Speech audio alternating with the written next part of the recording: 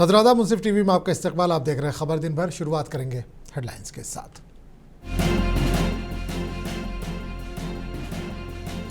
गजा में जंगबंदी के बावजूद इजराइल की जारहियत जारी। हालिया हमलों में 50 से ज्यादा फलस्तीनी जाबाहक, मुतअद्दिद जख्मी।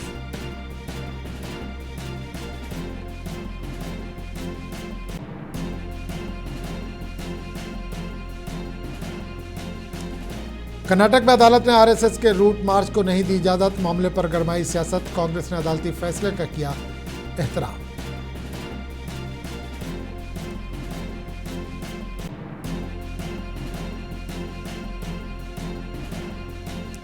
उत्तर प्रदेश के अयोध्या में दीप उत्सव की तकरीब मुनक्किद। 26 लाख से ज्यादा दिए रोशन करके बनाया गया गिनीज वर्ल्ड रिकॉर्ड।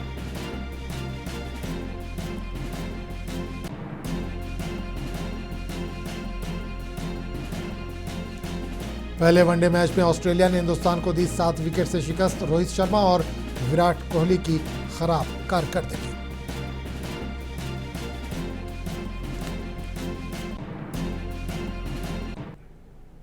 और अब खबरों की तफसील। गजा में हालिया जंगबंदी के नफाज के बाद से इजरायली हमलों में कम से कम 51 फिलिस्तीनी जाबाक हो चुके हैं।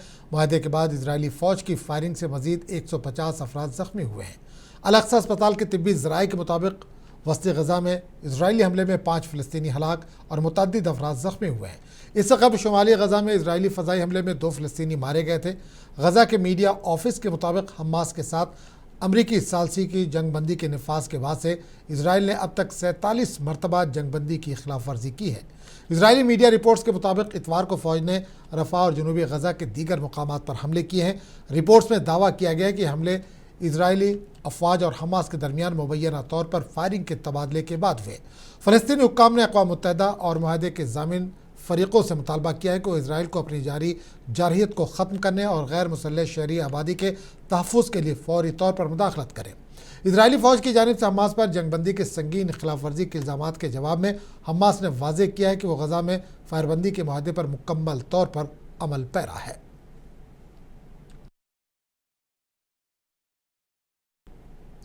गजा मुआहदे के पहले मरहले की शिक़ें ताहाल नाफिजुल अमल है। उधर इजरायली वज़ीर आज़म बिन्यामिन नेतन्याहू ने खबरदार किया है कि गजा में जंग उस वक्त तक ख़त्म नहीं होगी जब तक हमास के साथ जंगबंदी के मुआहदे का दूसरा मरहला, जिसमें तहरीक को गैर मुसल्लह करना शामिल है, मुकम्मल तौर पर नाफिज नहीं हो जाता। नेतन्याहू ने कहा कि दूसरा मरहला हमास के गैर मुसल्लह किए जाने पर मुश्तमिल है। इन्होंने मज़ीद कहा कि जब यह मरहला कामयाबी से मुकम्मल हो जाएगा, और हम उम्मीद करते हैं कि यह आसान तरीके से हो, लेकिन अगर ऐसा ना हुआ तो मुश्किल रास्ता इख्तियार किया जाएगा, तब जाकर जंग ख़त्म होगी। इसके अलावा इजरायली वज़ीर आज़म ने कहा कि वो 2026 के पार्लिमानी इंतखाबात में एक बार फिर वज़ारत उज़्मा के ओहदे के लिए उम्मीदवार होंगे।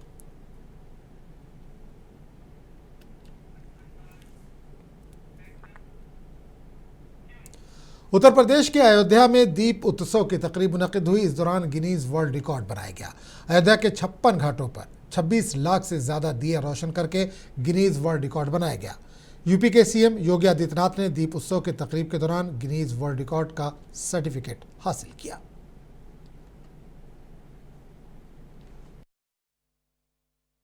Performing dia rotations simultaneously. There was a target to beat for that, 1,724. And tonight, we've also attempted the largest display of oil lamps. The target to beat was 25 lakh, 12,585. Tonight, it gives me great pleasure to officially announce that both titles have been broken, and this display is officially amazing. Yesterday, 2,128 dia rotations were counted simultaneously, and today, 26,17,215 oil lamps. So congratulations, you are officially... Uttar Pradesh की वज़ीर आला योगी आदित्यनाथ ने दीप उत्सव के तकरीब से खिताब करते हुए कहा कि दीप उत्सव के ज़रिए हमने उत्तर प्रदेश के लिए एक शिनाख्त बनाने की कोशिश की है। इस बात को यकीनी बनाने के लिए उत्तर प्रदेश के शहरियों की शिनाख्त पर कोई समझौता ना किया जाए। और हजारों की संख्या में उपस्थित सभी मेरे राम भक्त प्यारे बहनों और भाइयों, आपके माध्यम से पूरे प्रदेश वासियों को दीपोत्सव 2025 की मैं हृदय से बधाई देता हूं। बहनों और भाइयों, अगर आपको दीपोत्सव का यह कार्यक्रम अच्छा लगा है तो अपने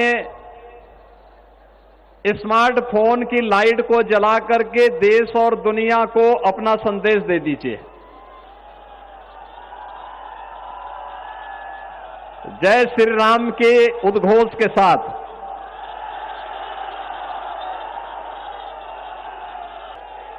आपकी यह दीपोत्सव के साथ आपके स्मार्टफोन की ये लाइट बताती है कि आपको दीपोत्सव का ये कार्यक्रम अच्छा लगा। अच्छा लगा है ना? अच्छा लगा है ना?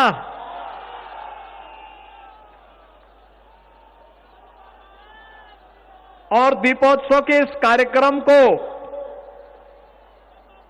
उत्तर प्रदेश की पहचान बनाने के लिए उत्तर प्रदेश के नौजवानों के सामने, उत्तर प्रदेश के नागरिकों के सामने पहचान का संकट न खड़ा हो और कोई भी उनकी आस्था के साथ खिलवाड़ करने का दुस्साहस न कर सके। इसीलिए उत्तर प्रदेश में डबल इंजन की सरकार बनने के बाद से हम लोगों ने लगातार उस प्रकार के प्रयास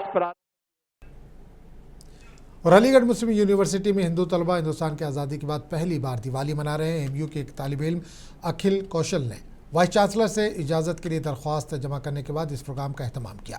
जश्न में बड़े पैमाने पर दिए रोशन किए गए और मिठाइयाँ तकसीम की गई। इस तकरीब का मकसद वज़ीर-ए-आज़म नरेंद्र मोदी के विजन की अक्कासी करना, जिन्होंने एमयू को मिनी इंडिया कहा, जो इत्तेहाद और हम आहंगी को फ़रोग़ देता है। देखिए, मैं बताऊँ, एएमयू का बहुत ही गौरवशाली इतिहास है। मैंने 95 में यहाँ ग्रेजुएशन किया, अब उसके बाद मैंने डिप्लोमा इन फॉरेन लैंग्वेज किया है, मैंने फ्रेंच में। तो मैं बताना चाह रहा हूँ, बहुत ही गौरवशाली इतिहास है एएमयू का और हमेशा सभी त्यौहार मिलजुल के यहाँ मनाए जाते रहे। हॉस्टल में सभी समुदायों के जातियों के बच्चे पहले भी रहे, लेकिन औपचारिक रूप से परमिशन लेके हिंदू छात्रों ने पहली बार आयोजन यहाँ यूनिवर्सिटी में पहली बार किया है। ये खुशी की बात है, सभी मिलजुल के यहाँ त्यौहार मना रहे हैं, बहुत खुशी की बात है। क्या संदेश इसका मानते हैं आप? संदेश ये है कि पारस्परिक सद्भाव, प्रेम और सौहार्द की भावना को प्रबल करेगी ये आयोजन, और इससे ये साबित होता है कि सभी को पर्याप्त स्थान और सम्मान यहाँ मिलता है। मतलब जो बच्चे जैसे एसएसडे का इस बार छुट्टियां कहीं पड़ गई तो 17-18 की भी वो हो गई, फिर वो ये हो गई 21 तक हो गई, तो उसमें बच्चे पहले चले जाते हैं 14-15 को 16 को। तो वो हादी हसन हॉल में हुई, इन्होंने अपने वीएम हॉल में भी करी। तो ऐसा नहीं है, दीपावली तो अलाउ किया गया, क्या टर्म्स एंड कंडीशन? ना अलाउ, जो बोनाफाइड स्टूडेंट है, दीपावली ये तो कहीं पे कोई किसी के लिए मना थोड़ी है। चेकिंग वगैरह की गई? चेकिंग बोनाफाइड स्टूडेंट की गई कि भाई बोनाफाइड स्टूडेंट होना चाहिए। सिक्योरिटी को लेके? हाँ, सिक्योरिटी को लेके सब सिक्योरिटी है, कोई दिक्कत नहीं है। कोई यहाँ पे आपने देखा, वहां से बाहर तक आप गए होंगे। एएमयू इंतजामिया तो मतलब हॉल जो है आप देख ही सकते हैं, 17 को कितना बड़ा डिनर हुआ था। उसके बाद इन्होंने कहा कि 18 तक पूरी साफ सफाई हो गई इसकी डिनर की। कोई भी आप फंक्शन देखें कहीं पे होता है, शादी ब्याह भी होती है, तो कितनी गंदगी हो जाती है। इन्होंने अब डिमांड जो की थी दिवाली मनानी है, अब जो विधिवत तरीका हो, जो इनके दिमाग में हो। दिल्ली की वज़ीर आला रेखा गुप्ता ने डीएमआरसी चिल्ड्रन होम का दौरा किया, जहां इन्होंने डीएमआरसी चिल्ड्रन होम के बच्चों के साथ दिवाली मनाई। रेखा गुप्ता ने कहा कि इन बच्चों की गर्मजोशी इस त्यौहार की असल रोशनी है। इन्होंने कहा कि दिल्ली हुकूमत के तहत चलाए जाने वाले चिल्ड्रन होम में इन बच्चों को प्यार, तालीम और तहफ़्फ़ुज़ के साथ साथ इनके ख्वाबों को शक्ल देने का मौका फराहम किया जाता है।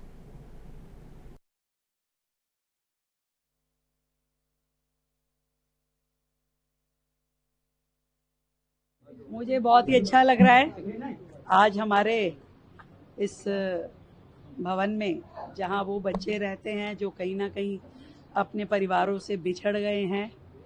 आज ये घर उनका अपना घर है और यही उनको अपने आगे की ज़िंदगी खोजनी है, उनको अपना भविष्य खोजना है, और ऐसे में उनका परिवार बन के उनके साथ दीपावली मनाना सच में खुशी देने वाला था। मैं ईश्वर के चरणों में यही प्रार्थना करती हूँ कि ये सब बच्चे आगे बढ़े, जीवन में इन्हें पूरी खुशियाँ मिले। अलग अलग प्रश्न पूछ के मैं चाह रही थी कि उनके मन के कुछ भाव मुझे मिल पाए। कहीं मैंने खाने के बारे में पूछा, कहीं उनकी पसंद नापसंद, कोई डांटता है क्या, कोई झगड़ा होता है क्या। तो मैं, क्योंकि बच्चे हैं, मासूम हैं, तो अलग अलग प्रश्नों के माध्यम से मैं पूछना चाह रही थी कि वो जिन परिस्थितियों में यहाँ रहते हैं कि वो बेहतर हैं कि नहीं है। और मुझे अच्छा लगा कि वो खुश थे।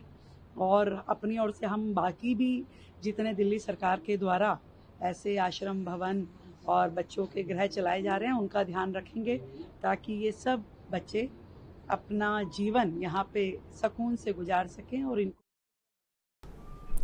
राजस्थान के सीएम भजनलाल शर्मा ने अपनी अहलिया के साथ मानसरोवर मार्केट में शॉपिंग की और वोकल फॉर लोकल को फ़रोग देने पर जोर दिया। इस मौके पर भजनलाल शर्मा ने कहा कि वो नवरात्रि के पहले दिन जीएसटी को कम करने के लिए वज़ीर-ए-आज़म का शुक्रिया अदा करते हैं। गरीब किसान, ताजिर समेत पीएम मोदी ने सबको फ़ायदा पहुँचाया है।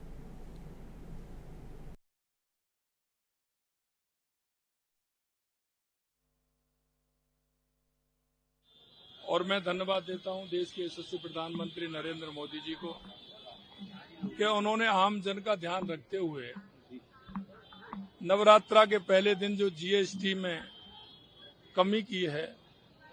आप देख सकते हैं कि बाजारों में किस तरह का उत्साह है, उमंग है।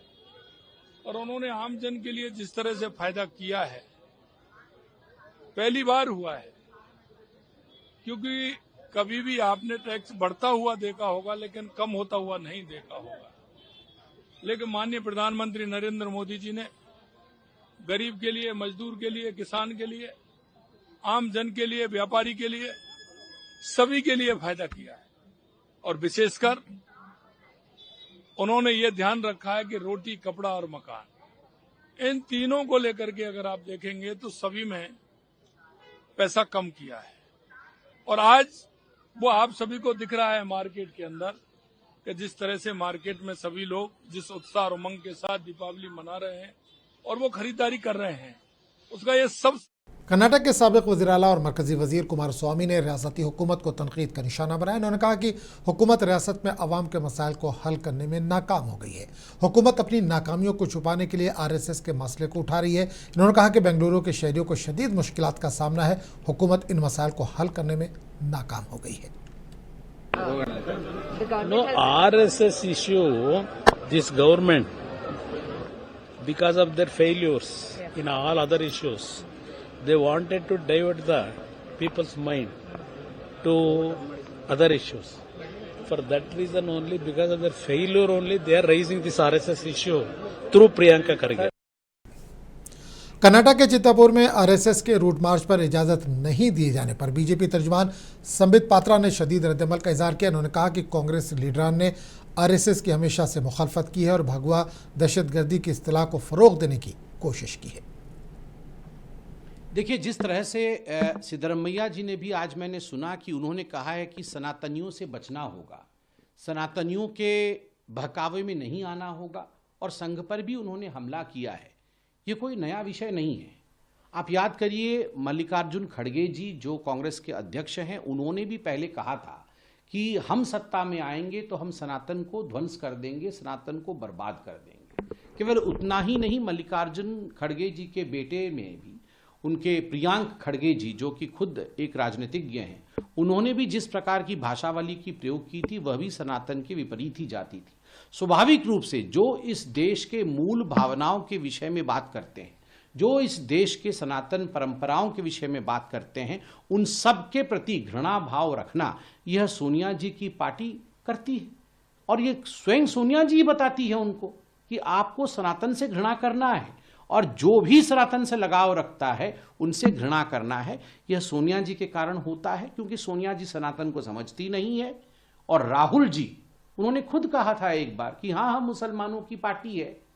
वो तो हिंदू आतंकवाद, हिंदू टेररिज्म, सैफरन टेररिज्म, इस प्रकार के शब्दावलियों को आगे बढ़ाने में। और कांग्रेस लीडर शमा मोहम्मद ने कर्नाटक में आरएसएस के मार्च की इजाज़त नहीं दी जाने पर अपना रद्दमल जाहिर किया। उन्होंने कहा कि अदालत ने मार्च की इजाज़त नहीं दी है और सभी को अदालत के अहकाम का एहतराम करना चाहिए। ये कोर्ट ने मना किया है ना इस यात्रा को, तो हम जो कोर्ट है उसको जो उनके जो आदेश है वो पालन करना पड़ेगा। आरएसएस आजकल क्यों यात्रा लेके जा रहे हो कर्नाटक में? बस वो ये लड़ाई करने के लिए, विभाजन की राजनीति के बारे में बोलने के लिए। तो मेरे हिसाब से जो कोर्ट कहा गया वो पालन करना पड़ेगा। मगरबी बंगाल के बीजेपी लीडर शुवेंदु अधिकारी ने इल्जाम लगाया कि इन्हें मजहबी दौरे के दौरान जनूबी 24 परगना जिले में गैर कानूनी बांग्लादेशियों के हमले का सामना करना पड़ा। अधिकारी ने कहा कि इनकी गाड़ी को 7 मुख्तलिफ मुकामात पर रोकने की कोशिश की गई। इन्होंने तृणमूल कांग्रेस पर भी इसमें मुलविस होने का इल्जाम लगाया।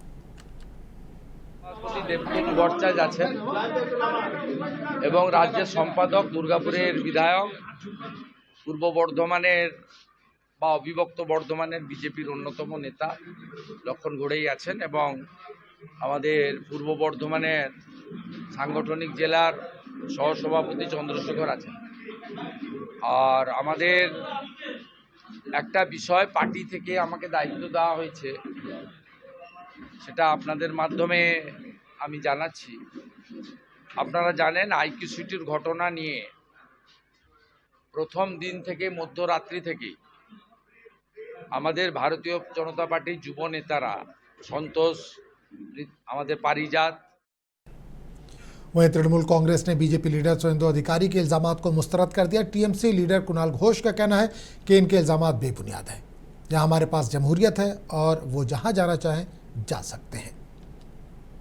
ये शुवेंदु अधिकारी का जो एलिगेशन वो बेसिकली बेसलेस है।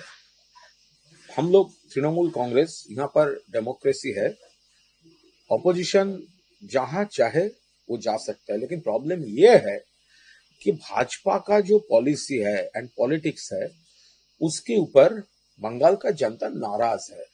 बहुत लोग वहां पर 100 दिन का काम किए थे, लेकिन ये शुवेंदु अधिकारी और भाजपा लीडर्स बोले थे दिल्ली को हम बता दिया वो 100 दिन का रुपया नहीं देना चाहिए। तो लोगों को मालूम है उनका काम का जो हक का रुपया वो ये भाजपा लोग उनको नहीं दिया। कौन दिया? दीदी दिया। आवास का रुपया उन लोग नहीं दिया, भाजपा। कौन दिया? दीदी दिया। अभी बांग्ला बोलने से ये भाजपा वालों इंसल्ट कर रहा है, बांग्लादेशी बोल रहा है।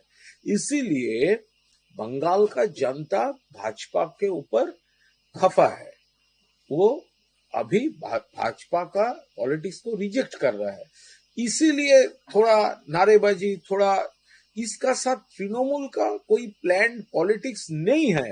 ये जब वो लोग बोले थे हम दिल्ली को बल दिया, बंगाल को रुपया नहीं देना चाहिए, उस वक्त उसको ये मालूम होना चाहिए था ये जनता के ऊपर इसका इम्पैक्ट क्या होगा, क्या नेगेटिव असर होगा। तो वो लोग तो तब ये नहीं सोचा। अभी जब जनता उससे रुके हुए है, अब जब बता रहा है तो वो तृणमूल का ऊपर वो एलिगेशंस फेंक रहे हैं। बिहार इंतखाबात के दरमियान मरकजी वजीर और बीजेपी लीडर गिरिराज सिंह के एक बयान ने सियासी तनाज़े को जन्म दिया। शिवसेना यूबीटी के रुकन पार्लियामेंट संजय राउत ने कहा कि इस मामले पर सख्त रद्दमल का इजहार किया और मरकजी हुकूमत से मुतालबा किया कि गिरिराज सिंह के खिलाफ कार्रवाई की जाए। तो गिरिराज सिंह ने अगर किसी को नमक हराम कहा है उसका मतलब कोई नमक हराम नहीं होता है ना। बात ऐसे उसने नमक हराम क्यों कहा कि गिरिराज सिंह जी कहते हैं, जो केंद्रीय मंत्री है, कि केंद्र के सभी योजनाओं का लाभ मुसलमान उठाते हैं, करेक्ट, और हमको वोट नहीं देते। ये सरासर गलत है। बहुत से ऐसी जगह है जहां मुसलमानों ने 2014 में मोदी को भर भर के वोट दिया है। यूपी में दिया है, बिहार में दिया है। तो आप उनको नमक हराम, आपको वोट नहीं दिया इसलिए आप आपके नमक हराम है देश के। आपको अधिकार किसने दिया? किसी एक जाति को। तो आपको तो इस देश में बड़ी संख्या में हिंदुओं ने वोट नहीं दिया है। महाराष्ट्र में नहीं दिया लोकसभा में वोट, बंगाल में नहीं दिया है, केरल में नहीं दिया है, जम्मू कश्मीर में नहीं दिया है, कर्नाटक में नहीं दिया है। तो क्या हिंदुओं को भी आप नमक हराम कहेंगे मिस्टर गिरिराज सिंह? और इस दौरान मरकजी वजीर गिरिराज सिंह ने अपने हालिया मुतनाज़े बयान पर सफाई देने की कोशिश की। उन्होंने कहा कि हुकूमत की स्कीमों में इस्तिफादा करंदगान में मजहब की बुनियाद पर कोई भेदभाव नहीं होता।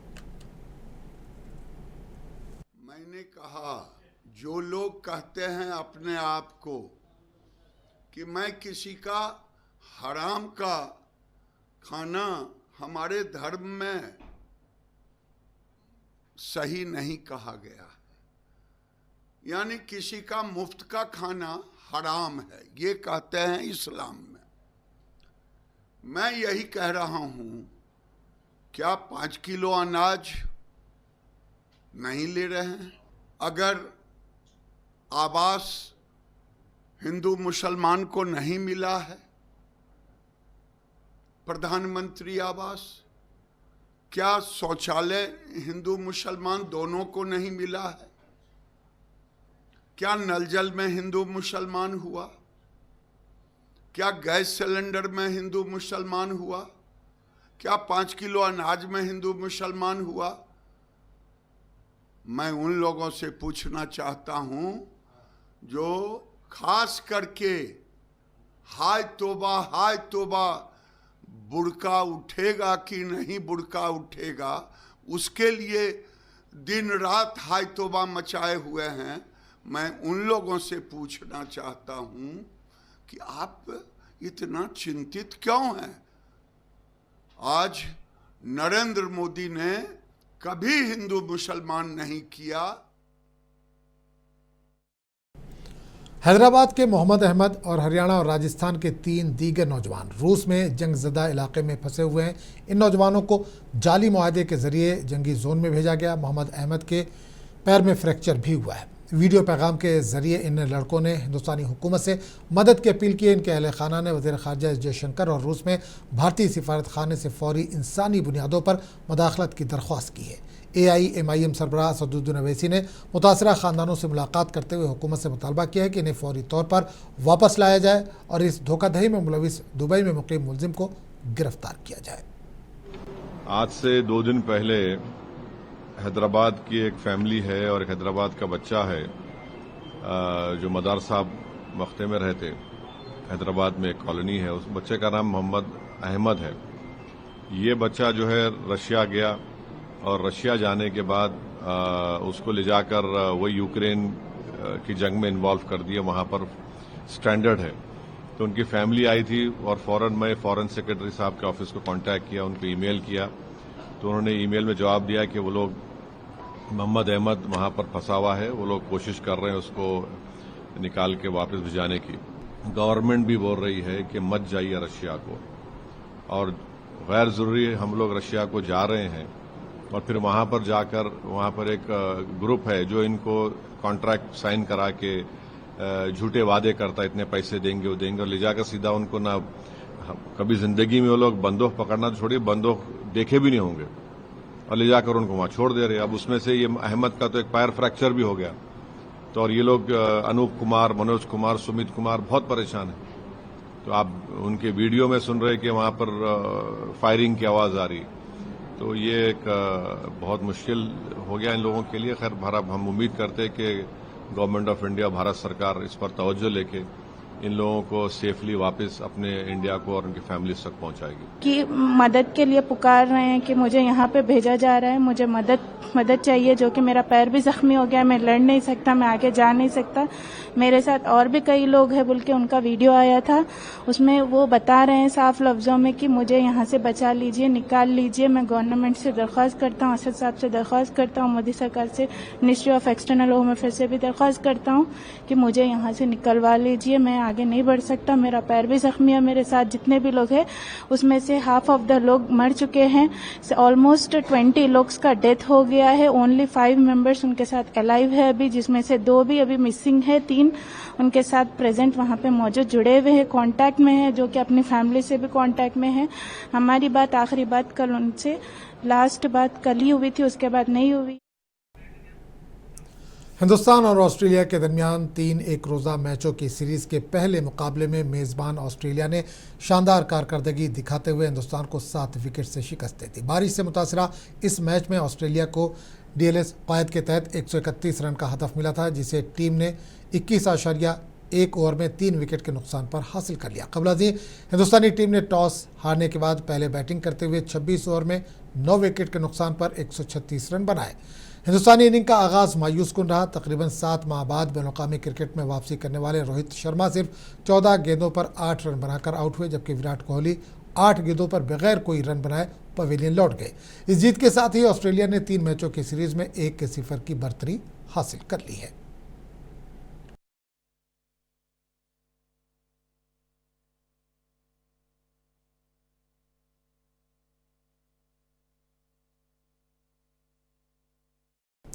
सारा शब्बीर ने एशियन कराटे चैंपियनशिप में गोल्ड मेडल जीतकर अपने खानदान और इलाके का नाम रोशन किया है।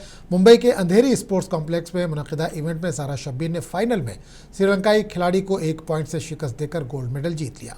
सारा के मजबूत दिफा ने इसकी जीत में कलीदी किरदार अदा किया। सारा के अहले खाना और इलाके के लोग इस कामयाबी पर खुश हैं और उसके रोशन मुस्तकबिल की तमन्ना कर रहे हैं। सारा के अहले खाना पर उम्मीद है कि वो मुस्तकबिल में एशियाई खेलों और आलमी चैंपियनशिप में भी मुल्क का नाम रोशन करेंगी।